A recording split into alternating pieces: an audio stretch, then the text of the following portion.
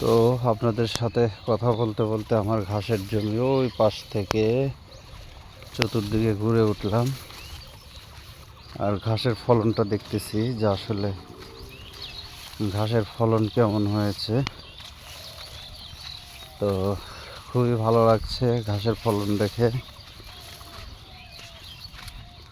এটাতেও কালকে সার রোপণ করেছি, আসলে ভিডিও করার মানুষ নেই তাই আপনাদেরকে দেখাতে পারি না, ঠিক আছে।